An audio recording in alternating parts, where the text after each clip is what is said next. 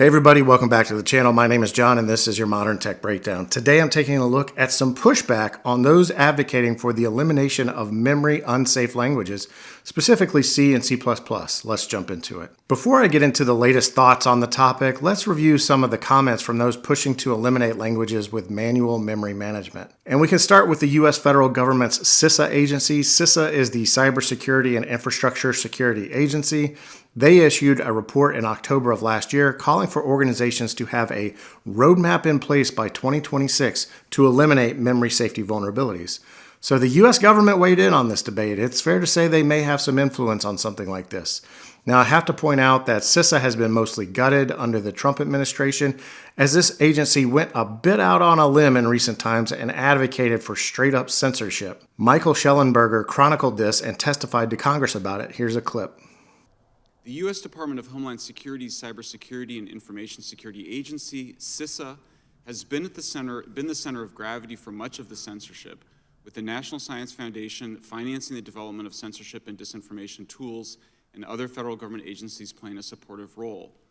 Emails from CISA's NGO and social media partners show that CISA created the Election Integrity Partnership, EIP, in 2020, which involved the Stanford Internet Observatory and other U.S. government contractors.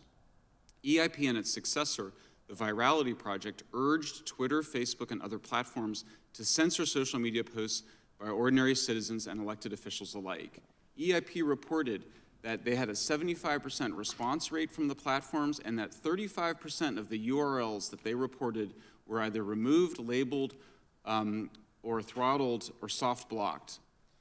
So it seems that this agency isn't probably going to have the influence it once had. Also, Microsoft's CTO of Azure has come out against manually managed memory languages.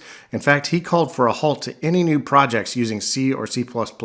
So that's pretty clear cut. And lastly, Google has also weighed in. They called for a fundamental shift to eliminate memory safety vulnerabilities. So there's a growing chorus of industry voices calling for change, and this has prompted Bjarne Stroustrup, the creator of C++, to push back on this movement. Specifically in a note to a C++ standards committee, he said, "This is clearly not a traditional technical note proposing a new language or library feature.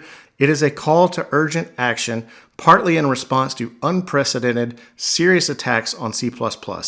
I think WG21 needs to do something significant and be seen to do it.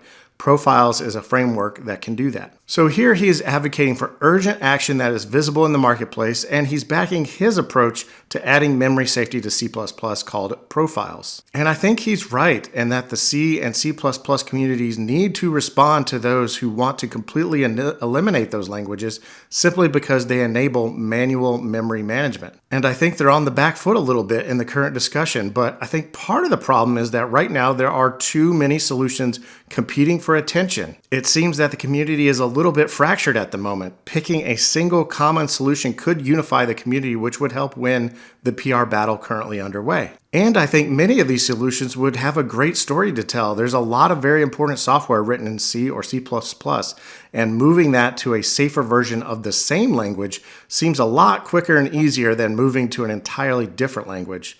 So the debate rages on. Personally, I'm a fan of C and C++, so I'd really like to see these languages survive and thrive. But I do fully understand the negative impacts of memory safety vulnerabilities, so hopefully these communities are able to come up with some robust solutions to address those concerns. But that's just my opinion. Leave a comment down below. As always, thanks for watching. Please like, comment, subscribe, and I will catch you next time.